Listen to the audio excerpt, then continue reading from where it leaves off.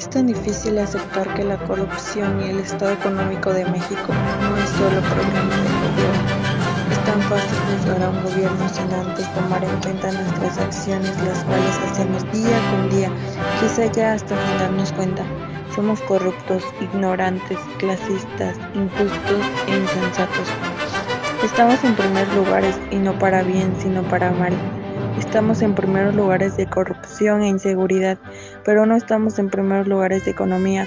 Quizá un país que le exige más a un futbolista que a un político está destinado a fracasar, pero también nosotros le tomamos más importancia a personas corriendo detrás de un balón que a la situación económica de México. Al mismo tiempo, el crimen organizado y el narcotráfico nos constituyen otra amenaza a nuestra población. ¿Y qué hacemos nosotros?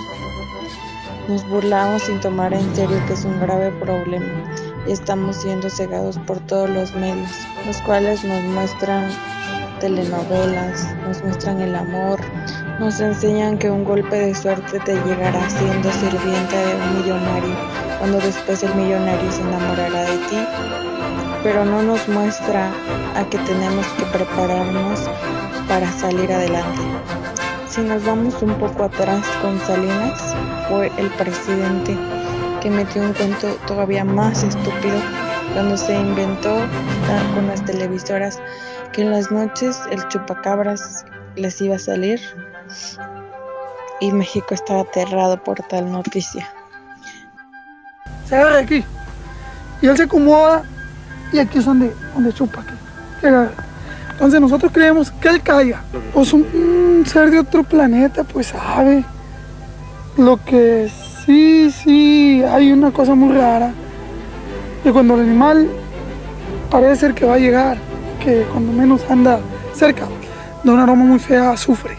Toda la vida chupa que chupa y las cebitas no se preocupan. Cuando a mi lado viene. Mientras que el presidente vendía y regalaba a sus amigos empresas públicas que nos pertenecían: TV Azteca, Mexicana de Aviación, Siderúrgica, Lázaro Cárdenas, Altos Hornos de México, minas de oro, plata, cobre, aeropuertos, bosques, selvas, mares, instituciones de crédito, las cuales se fueron en quiebra y nos hundieron en una crisis, la cual pagaremos después de muchísimos años más.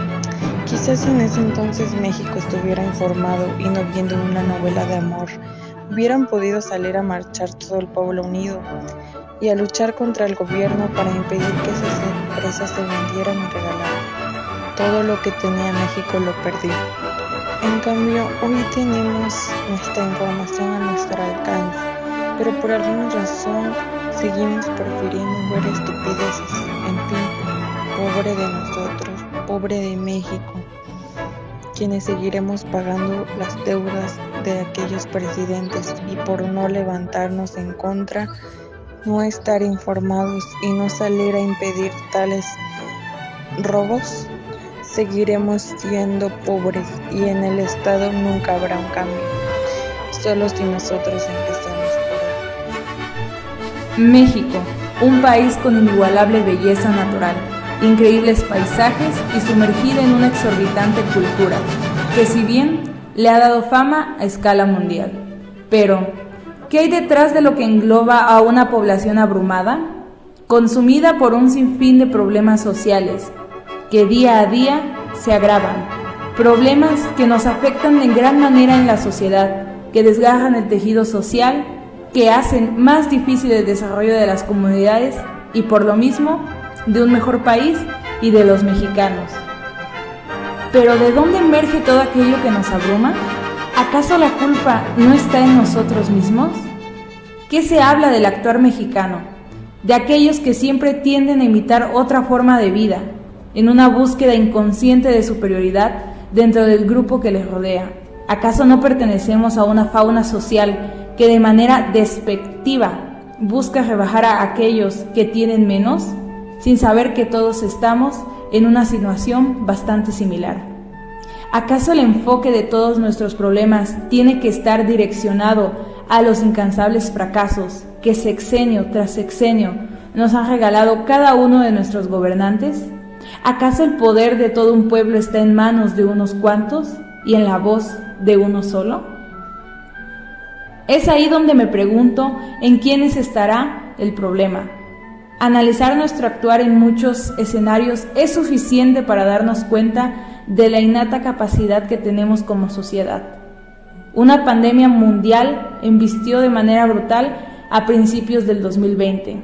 No está de más recalcar la incontable cantidad de vidas que cobró a su paso. Pero, ¿acaso cuál fue nuestra reacción? De primera instancia recurrimos a la comedia, a la burla, a una satírica tan ingenua, donde solo dedicamos nuestro tiempo a desinformar y crear rumores, crear descontento en una población confundida. ¿Acaso no nos creímos el cuento de que las vacunas contenían magnetismo en microchips, que era un total invento del gobierno para perjudicarnos directamente, llegando al punto de negar nuestra propia salvación? Vivimos en una rutina en la que pocas cosas nos sorprenden, de tanto que ya estamos acostumbrados. Desde frases célebres como "ya se la saben", son una constante interminable de una lucha fallida contra la delincuencia. ¿Qué se puede esperar de una enorme comunidad social que viraliza estupideces en vez de atacar directamente a problemas que nos convergen a todos? La ideología mexicana carece totalmente de credibilidad cuando actuamos de manera tan incompetente. México, como lo conocemos actualmente, es un país que cuenta con gran diversidad cultural, con varias estructuras o áreas conocidas mundialmente. Contamos con una gran flora, fauna, diversas zonas turísticas y demás. Sin embargo, a pesar de tener todo esto y de lo que estamos tan orgullosos, no hacemos nada para protegerlo, porque seguimos presumiendo de tener las grandes pirámides de Teotihuacán, contar con animales emblemáticos como lo son el ocelote o el xoloscuincle, pero no hacemos nada para procurar que sigan existiendo en un futuro.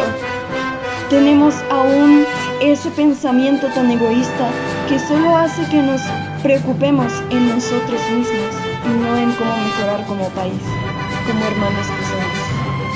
Porque en los países asiáticos la educación es lo primordial para sus habitantes, mientras que en México lo único importante para la mayoría no es el estudio, es el saltarse las clases para irse con sus amigos para al final reclamar a los profesores del porqué de su calificación. En México la gente que de verdad ama el estudio, que quiere prepararse para ejercer una buena profesión, llegan a ser vistas como gente que pierde el tiempo. De esa forma, las grandes mentes del país, quienes sí tienen ese deseo de prosperar, no son verdaderamente apoyados por su gente, por lo que terminan recurriendo a irse a países en donde sí necesitan de gente que esté dispuesta a seguir desarrollándose en los diferentes ámbitos y tengan ese afán de mejorar a la sociedad. Y es que a México no le importa prosperar como país. Los que lideran solo se fijan en el dinero que pueden sacarle de sus bolsillos a quienes sí apenas tienen para comer. Además, es nuestro país el que cuenta con un mayor índice de desigualdad social en América Latina. Y eso se lo debemos a los de arriba, a los de la clase alta, que nada más se la pasan pisoteando a gente de su misma nacionalidad solo por ser más humildes. Son esos que prefieren seguir ganando más y más sin darle nada a quien sí lo necesita, pues para ellos es un martirio estar eligiendo en cuál de sus 2, 3 o 5 autos de lujo irse de paseo o al trabajo, mientras que hay grupos grandes de mexicanos que se las tienen que arreglar como ellos puedan para llegar a su trabajo, en el que apenas reciben un salario que les alcanza para comer, pero que no pueden dejar porque en esta nación apenas si se generan los empleos suficientes para una población tan grande como la nuestra. Mientras que en otros países el agua es reutilizada, los transportes públicos son gratis, la limpieza de sus ciudades y el respeto tanto a la gente mayor como a las personas en general es lo primordial, así como el ayudar a quienes más lo necesitan para reducir estos índices de pobreza y desigualdad. En nuestro país prefieren ocupar todo el dinero ganado por impuestos en proyectos en donde procuran, según ellos, ayudar al desarrollo y economía del país, pero que solo afectarán de alguna manera u otra a la biodiversidad, destruyendo grandes zonas vegetales y afectando a todas las especies que viven en estas. En México ya no existe ese respeto a las personas, porque cada día mueren cientos de hombres y mujeres. Vivimos en México, un país con mucha cultura, rico en gastronomía, lleno de alegría y una unidad de los ciudadanos. Pero también pertenecemos a un país en donde protegen más el monumento que las vidas de las personas. Cuando los manifestantes protestan por justicia, se ponen vallas para que estos no se dañen, mientras que cuando surge una emergencia y se requieren de los servicios policiales, en la mayoría de casos estos llegan ya que todo pasó y no hacen nada. Vivimos en un México en donde hasta la policía se le tiene miedo, porque ellos también te roban, te secuestran y te torturan. Pertenecemos a un México en donde roban hasta las tapas de las alcantarillas, provocando pérdidas humanas. Vivimos en un país en donde la pobreza cada día aumenta más, provocando que miles de personas mueran al año por desnutrición. ¿Qué más puedo decir de México? Es un país donde siempre culpamos a los gobiernos porque en lugar de que el país cambie y mejore, la situación empeora. Pero nosotros, ¿qué estamos haciendo por el país? Al final de cuentas, los actores de todos estos delitos y acciones somos nosotros los ciudadanos.